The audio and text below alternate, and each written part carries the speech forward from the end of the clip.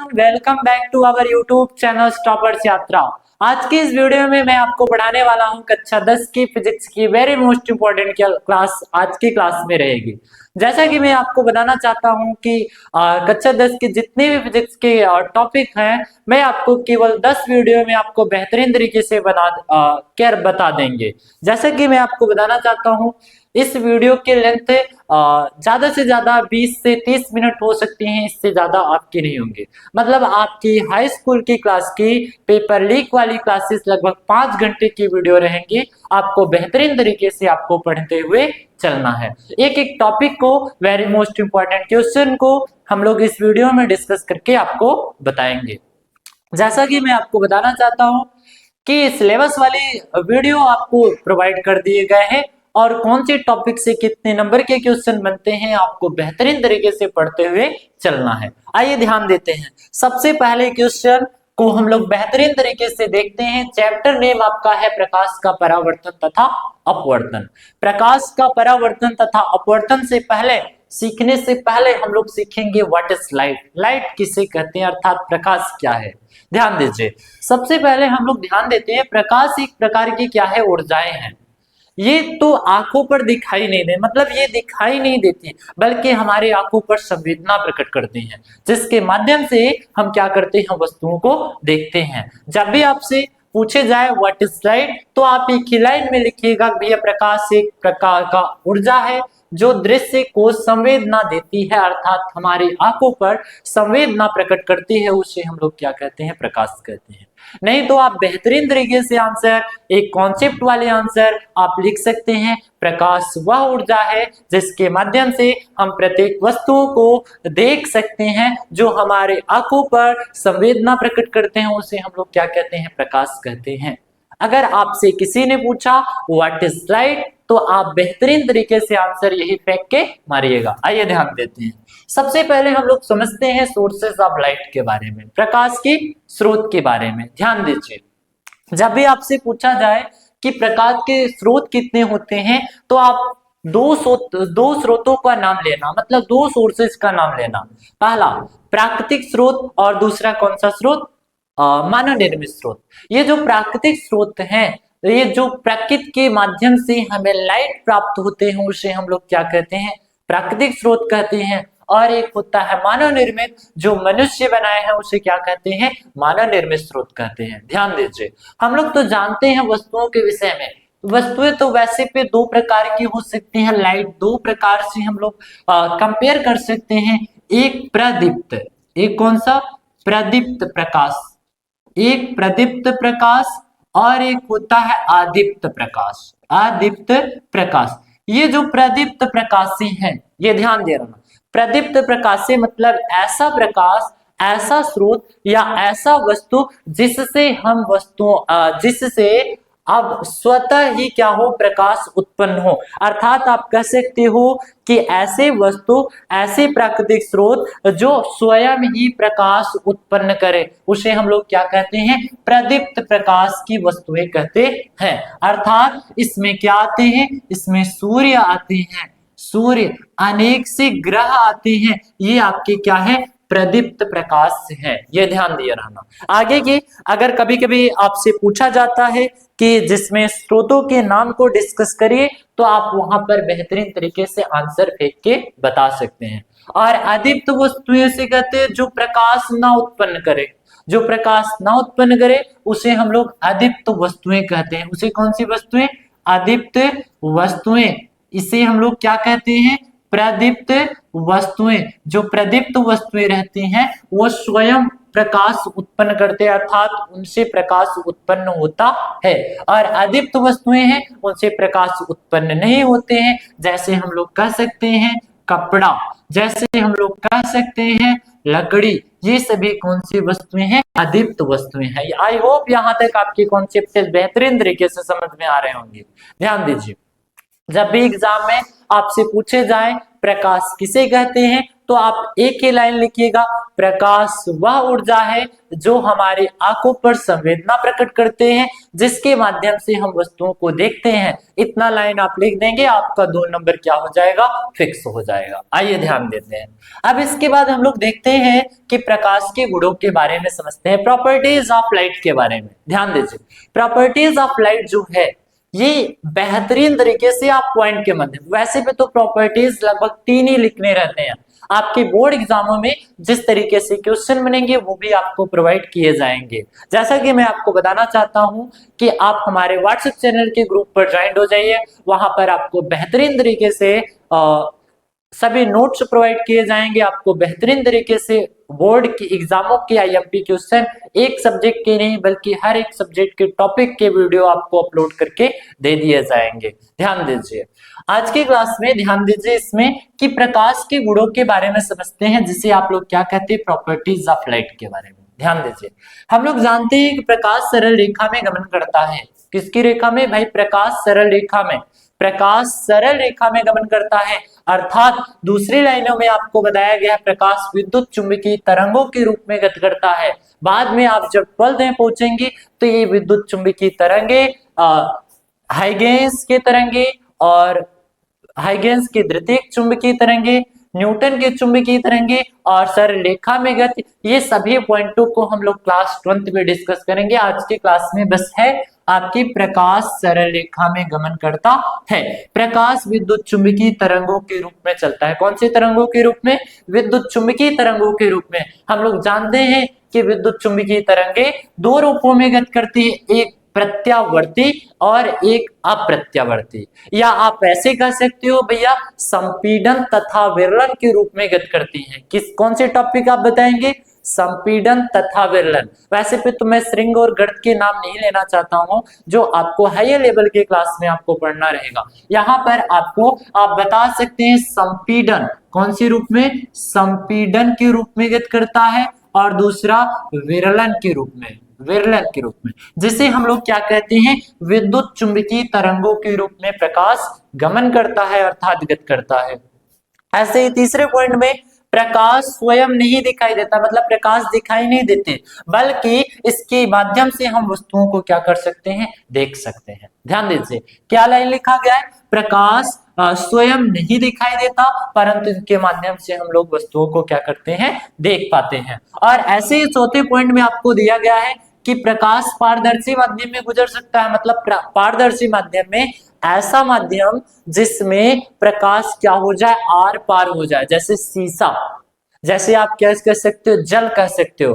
तो इनमें प्रकाश एक माध्यम से दूसरे माध्यम में प्रवेश कर जाते हैं, तो इसे हम लोग क्या कहते हैं भैया, पारदर्शी माध्यम कहते हैं। और परंतु अपारदर्शी माध्यम में प्रकाश नहीं गुजर सकता है, जैसे आप जानते हो दीवार, जैसे आप जानते हो लोहा, इन सभी में प्रकाश का परावर्तन नहीं हो पाता, अर्थात आप कह सकते हो प्रकाश एक माध्यम से दूसरे माध्यम में इनमें नहीं प्रवेश कर पाएगा। और तीसरे पांचवा पॉइंट में चमकदार तलों पर प्रकाश का क्या होता है, परावर्तन होता है, मतलब चमक वाले तलों पर प्रकाश का क्या हो जाता है, परावर्तन हो जाता है, रिफ्लेक्ट हो जाता है प्रकाश। आगे की 6वें पॉइंट में आपको बताया गया प्रकाश का निर्वात में चाल 3 × 10⁸ मीटर प्रति सेकंड होता है। कितना होता है निर्वात में, अर्थात वायु में प्रकाश की चाल कितनी होती है, 3 × 10⁸ मीटर प्रति सेकंड। आगे की 7वां आपको पॉइंट में दिया गया है दृश्य प्रकाश की तरंग दैर्ध्य 3900 एंगस्ट्रॉम से 7800 एंगस्ट्रॉम तक होता है। यहां तक आप बेहतरीन तरीके से समझिए। देखिए बोर्ड एग्जाम में ऐसे क्वेश्चन आपको बनाते हैं, देखिए इनके अकॉर्डिंग में आईएमपी क्वेश्चन आपको बता दे रहा हूं। आपसे बोर्ड एग्जाम वाले कभी भी नहीं पूछेंगे कि जल्दी इतना नहीं पूछे, अगर आपके सेट सरल बन गए तो आपसे पूछ लिया जाएगा प्रकाश क्या है या प्रकाश किसे कहते हैं, तो आप बेहतरीन तरीके से ये आंसर दे सकते हो। नहीं तो आपसे बोर्ड एग्जाम वाले ऐसे पूछेंगे प्रकाश किसे कहते हैं, ऐसे पूछेंगे बोर्ड एग्जाम वाले। जब भी आपसे 3 से 4 नंबर में क्वेश्चन बनेंगे तो ऐसे पूछेंगे प्रकाश किसे कहते हैं। पहला तो आपसे क्वेश्चन पूछ सकते हैं प्रकाश किसे कहते हैं। और इन्हीं क्वेश्चन में पूछा जाएगा प्रकाश के गुणों की व्याख्या कीजिए, अर्थात लिखा जाएगा प्रकाश के गुणों की व्याख्या कीजिए। जब आपसे गुणों की व्याख्या करने के लिए दिया जाए तो आप ध्यान दिए रहना, वहां पर आप लोग कम से कम 3 गुणों को आपको लिखना पड़ेगा। आप 3 गुण याद कर लीजिएगा।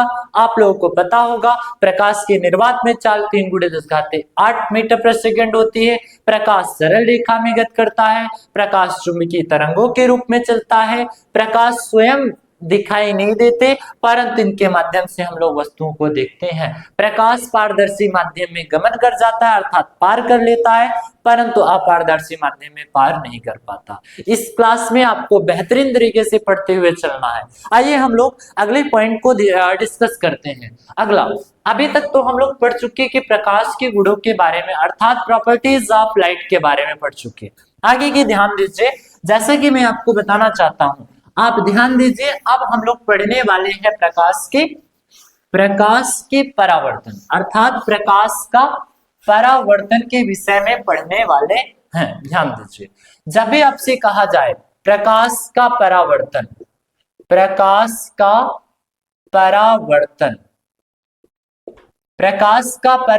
मतलब रिफ्लेक्शन ऑफ लाइट। क्या बोला जाएगा भैया? Reflection of light. ध्यान दीजिए, जब भी आपसे कहा जाए reflection of light, LIGST, reflection of light, प्रकाश का परावर्तन को बेहतरीन तरीके से समझिए। जब प्रकाश किसी चिकनी सतह पर टकराती है, ध्यान दीजिए, कॉन्सेप्ट समझिए। प्रकाश का परावर्तन की घटनाओं को हम लोग समझते हैं जब प्रकाश किसी परावर्तक तल पर, परावर्तक तल मतलब चिकनी सतह रहे या कलई किया रहे या पिंड किया रहे, उस पर टकराती है और टकराने के बाद उन्हीं माध्यम में वापस लौट जाती हैं, तो इस घटना को हम लोग क्या कहते हैं? प्रकाश का परावर्तन। ध्यान दीजिए, जब भी आपसे बोर्ड एग्जाम में पूछा जाए तो आप बनाइएगा जब प्रकाश की किरणें किसी परावर्तक पृष्ठ से होकर टकराती हैं और उन्हीं माध्यम में वापस लौट जाती है, तो इस घटना को क्या कहते हैं? प्रकाश का परावर्तन कहते हैं। इतना आप लोग आंसर लिख दीजिएगा, आपका बेहतरीन तरीके से आंसर हो जाएगा। ध्यान दीजिए, मैं आपको जैसा कि बताना चाहता हूं आप लिख लीजिए। अगर लिखना होगा तो लिखिएगा प्रकाश का, देखिए प्रकाश का परावर्तन के विषय में हम लोग लिखने वाले हैं। आप लिखिएगा कि जब प्रकाश किसी परावर्तक पृष्ठ से टकराती है तो वह अपने माध्यम में वापस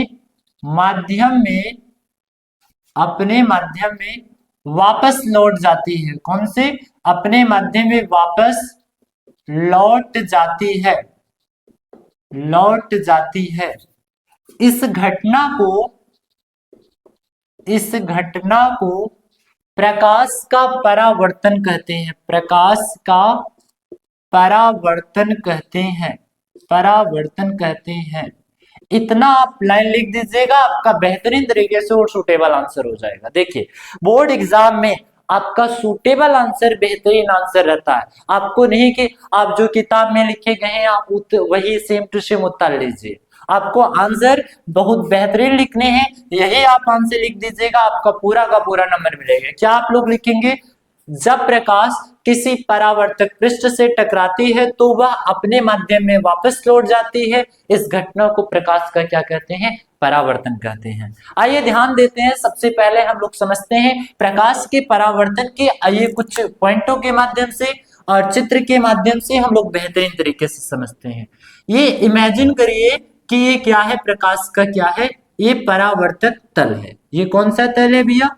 परावर्तक तल है। अर्थात आप कह सकते हो एक तरफ एक कांच है, कांच के एक तरफ कलय किए गए, कलय का मतलब भैया पेंट किए गए हैं। अब प्रकाश की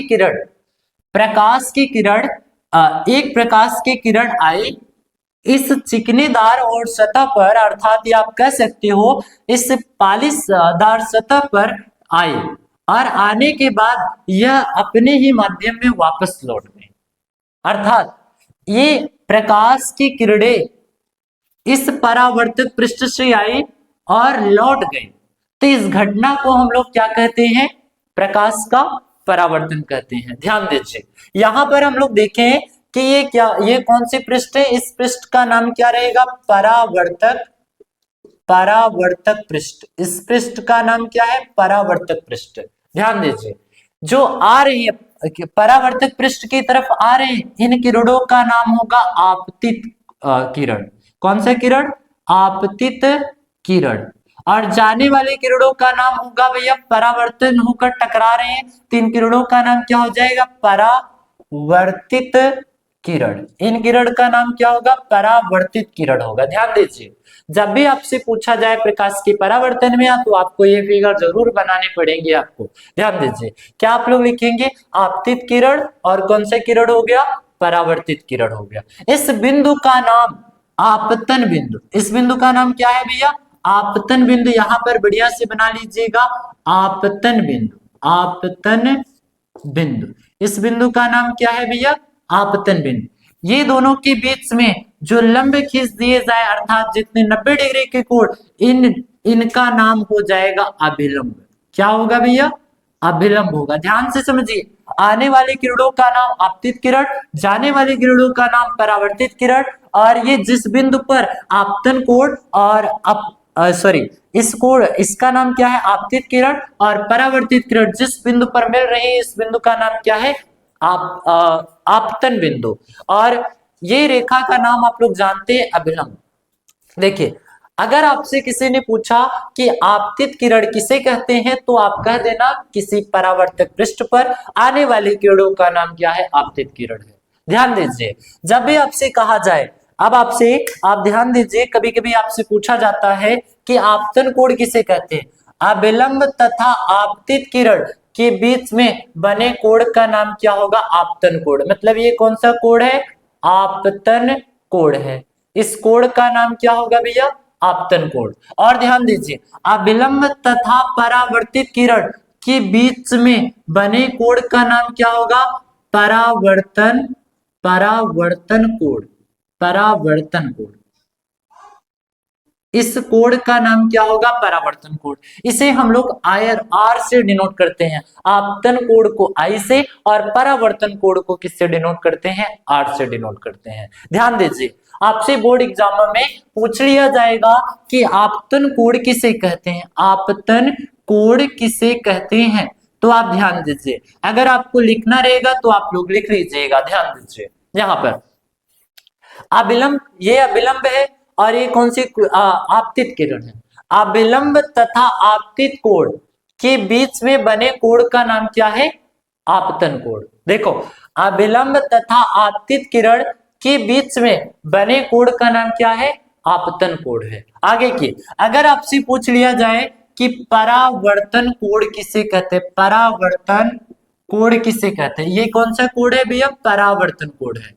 ये परावर्तन कोण है। अब देखिए, अगर आपसे किसी ने कह दिया कि परावर्तन कोण किसे कहते हैं, तो आप बनाइएगा, पहला क्या लिखेंगे? अभिलंब तथा परावर्तित किरण के बीच में बने कोण का नाम क्या है? परावर्तन कोण है। एग्जाम में क्या लिखेंगे? अभिलंब तथा परावर्तित किरण के बीच में बने कोण का नाम क्या है? परावर्तन कोण, जिसे हम लोग किससे डिनोट करते हैं? आर से डिनोट करते हैं। ये कॉन्सेप्ट आप बनाए रखना। अगर आपसे कहा जाए कि परावर्तित किरण, तो आप ध्यान दीजिएगा, जब आपतित किरण किसी परावर्तक पृष्ठ पर टकराती है तो दूसरे माध्यम में प्रकाश क्या हो जाते हैं? वापस लौट जाते हैं। इस किरणों का नाम क्या हो जाता है? परावर्तित किरण हो जाता है। लेकिन आपसे अगर पूछ लिया जाए परावर्तन कोण किसे कहते हैं, तो आप बताइए अभिलंब तथा परावर्तित किरण के बीच में बने कोण का नाम क्या हो जाता है? परावर्तन कोण हो जाता है। और जिस बिंदु पर आपतित किरण तथा परावर्तित किरण, जिस बिंदु पर और अभिलंब तीनों एक ही तल में मिले, तो इस बिंदु का नाम क्या हो जाता है? आपतन बिंदु हो जाता है।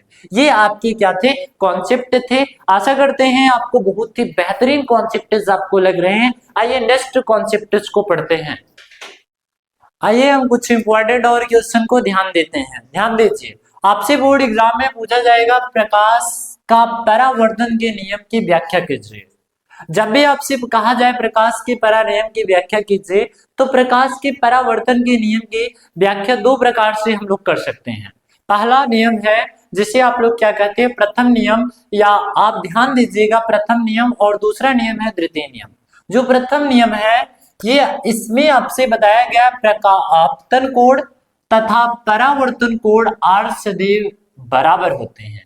मतलब कोण आई बराबर कोण आर, अर्थात आपतन कोण आई बराबर परावर्तन कोण आर के बराबर होगा।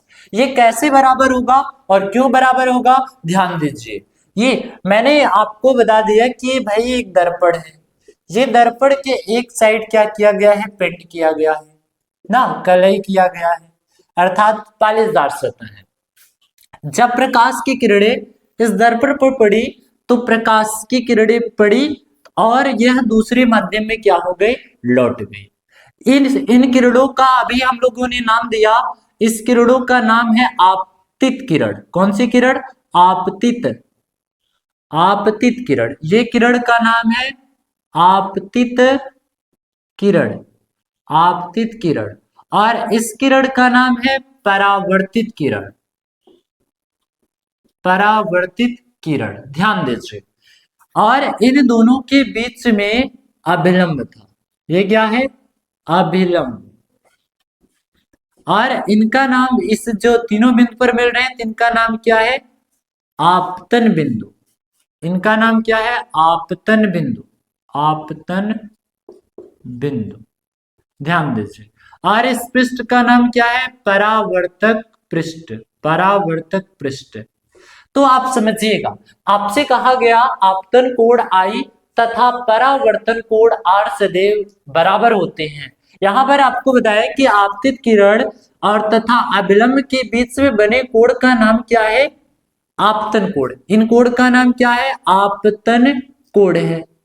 और अभिलंब तथा परावर्तित किरण के बीच में बना कोण का नाम क्या है, परावर्तन, परावर्तक या परावर्तन कोण।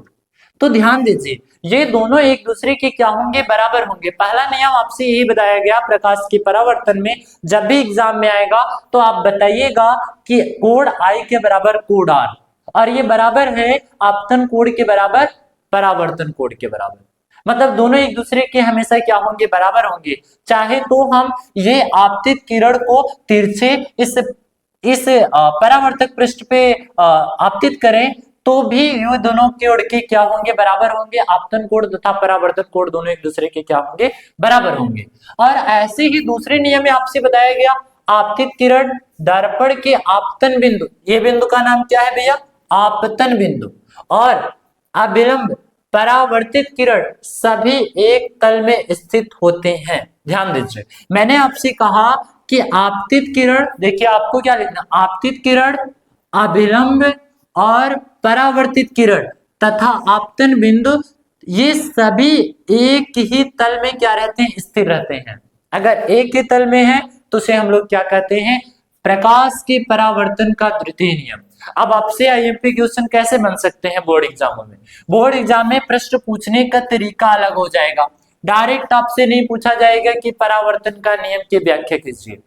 आपसे बोर्ड एग्जाम वाले आपको ऐसे देंगे क्वेश्चन कि प्रकाश का परावर्तन किसे कहते हैं, प्रकाश का परावर्तन किसे कहते हैं, किसे कहते हैं। अगर लॉन्ग आंसर टाइप क्वेश्चन बने, शॉर्ट आंसर टाइप क्वेश्चन बनेगा तो ऐसे देंगे, प्रकाश का परावर्तन किसे कहते हैं तथा इसके दोनों नियमों की व्याख्या कीजिए, दोनों नियमों की व्याख्या कीजिए। ऐसे क्वेश्चन बने हैं बोर्ड एग्जाम में, ऐसे क्वेश्चन बने हैं कि प्रकाश का परावर्तन किसे कहते हैं, प्रकाश के दोनों नियमों की व्याख्या कीजिए, अर्थात प्रकाश के परावर्तन के दोनों नियमों की व्याख्या कीजिए। जब दोनों नियमों की व्याख्या करने के लिए दिया जाएगा तो आप क्या लिखेंगे, प्रकाश के प्रथम नियम, हेडिंग बनाएंगे और लिखेंगे इसमें आपतन कोण आई तथा परावर्तन कोण आर सदैव बराबर होते हैं। और दूसरे नियम में आप लोग लिखेंगे आपतित किरण दर्पण के आपतन बिंदु पर अभिलंब तथा परावर्तित किरण सभी एक तल में होते हैं। अब आप ध्यान दीजिए, आपसे क्वेश्चन कैसे बनेगा, क्वेश्चन ऐसे पूछा जाएगा, प्रकाश का परावर्तन किसे कहते हैं, इसके दोनों नियमों की व्याख्या कीजिए और हम लोग फिगर बनाएंगे। आपका 5 नंबर क्या हो जाएगा, फिक्स हो जाएगा बहुत ही बेहतरीन तरीके से। आइए कुछ और भी हम लोग पॉइंटों के माध्यम से सीखते हैं। आइए हम लोग नेक्स्ट क्वेश्चन को ध्यान देते हैं। आपके बोर्ड एग्जाम में ऐसे क्वेश्चन बनेंगे, गोलीय दर्पण किसे कहते हैं। या तो आपसे पूछ लिया जाएगा कि अवतल दर्पण किसे कहते हैं या उत्तल दर्पण किसे कहते हैं। जैसा कि मैं आपको बताना चाहता हूं, आप ध्यान दीजिएगा कि गोलीय दर्पण अगर आपसे पूछा जाए तो आप एक ही पॉइंट को लिखिएगा कि भैया ऐसा दर्पण जो क्या हो, गोला हो, उसे हम लोग क्या कहते हैं, गोलीय दर्पण कहते हैं। उसका चाहे अंदर का पृष्ठ या बाहर का पृष्ठ कलई किया हो, बस गोलाकार हो, उसे हम लोग क्या कहते हैं, गोलीय दर्पण कहते हैं। जो गोलीय दर्पण रहते हैं वो 2 प्रकार के होते हैं। कितने प्रकार के, 2 प्रकार के। पहला अवतल दर्पण, दूसरा उत्तल दर्पण, जिसे हम लोग कहते हैं कॉनकेव मिरर और कॉन्वेक्स मिरर। जो कॉनकेव मिरर रहता है, ये जो कॉनकेव मिरर रहता है, वो कॉनकेव मिरर का परावर्तक पृष्ठ अंदर की तरफ दबा होता है। कॉनकेव मिरर का परावर्तक पृष्ठ अंदर की तरफ क्या रहता है, दबा रहता है। और कॉन्वेक्स मिरर का परावर्तक पृष्ठ क्या रहता है, उभरा रहता है। ये ध्यान दिए रहना। अगर आपसे कहा जाए अतल दर्पण, तो आपको संक्षिप्त में यहाँ पर आपको बताया गया है, इस दर्पण में उत्तल पृष्ठ उभरे हुए पृष्ठ पर चांदी की पॉलिश अथवा कलई की जाती है तथा परावर्तक पृष्ठ अंदर की ओर दबी सतह अथवा अर्थात अवतल दर्पण होता है। मतलब ध्यान दीजिए, जब परावर्तक पृष्ठ अंदर की तरफ दबे हो उसे हम लोग क्या कहते हैं, अवतल दर्पण कहते हैं। अर्थात आप कह सकते हो कि भैया परावर्तक पृष्ठ जब अंदर की तरफ क्या हो, दबे हो, उसे हम लोग क्या कहते हैं, अवतल दर्पण कहते हैं। और उत्तल दर्पण में वह गोलीय दर्पण जिसका परावर्तक पृष्ठ उभरा हुआ हो, उसे हम लोग क्या कहते हैं, उत्तल दर्पण कहते हैं। ध्यान दीजिए, अब आप लोग देख रहे हैं कि क्या है, गोलीय दर्पण है और गोलीय दर्पण को क्या कर दिया गया, काट दिया गया। जब काटा गया तो भैया उसमें अवतल दर्पण और उत्तल दर्पण प्राप्त हुए। क्या प्राप्त हुए, अवतल दर्पण, उत्तल दर्पण। देखो गोलीय दर्पण को काटे हैं और एक पृष्ठ पर कलई या पेंट कर दिए हैं, ये दबा हुआ है। ये कौन सा, ये दबा हुआ है अर्थात अवतल है। इसे कौन सा दर्पण कहेंगे, अवतल दर्पण। यहाँ पर आप देख रहे हैं उभरा हुआ तल है, यहाँ पर देखिए काटा गया है गोले को और उभरा हुआ तल देखो उत्तल है, अर्थात परावर्तक पृष्ठ ये कौन सी दर्पण होगा, उत्तल दर्पण। ऐसे ही इसमें दिया गया कि भैया ये कौन सी दर्पण है, आपका अवतल दर्पण है। ये कौन सी दर्पण, अवतल दर्पण। जब भी आपसे बोर्ड एग्जाम में पूछा जाए अवतल दर्पण किसे कहते हैं, तो आप लिखेंगे वह दर्पण जिसका परावर्तक पृष्ठ अंदर की तरफ दबा हुआ हो, उसे हम लोग क्या कहते हैं, अवतल दर्पण कहते हैं। यहाँ पर देख रहे हो प्रकाश की किरणें आ रहे हैं, दर्पण पर पड़ रही हैं और दर्पण के टकराने के बाद वापस लौट जा रही हैं। तो इस घटना को हम लोग क्या कहते हैं, इसे हम लोग कौन सा दर्पण कहेंगे, अवतल दर्पण। अर्थात इसमें देखिए प्रकाश आई और वापस लौट गई दूसरे माध्यम में, अर्थात इसे ये कौन सी किरण है, परावर्तित किरण है, ये आपतित किरण है। यहाँ पर क्या है, आपतन बिंदु है, ये रेखा आपकी क्या है, अभिलंब है। ये अभी तक हम लोग ये कॉन्सेप्ट देख चुके थे।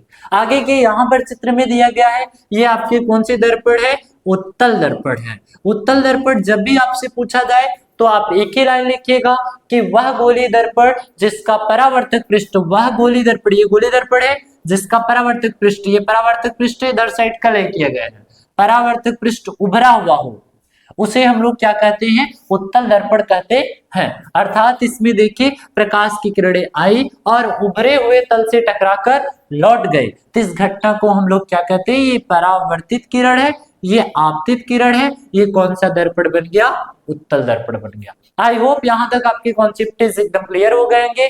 मिलते हैं अगली क्लास में, तब तक के लिए ओके बाय।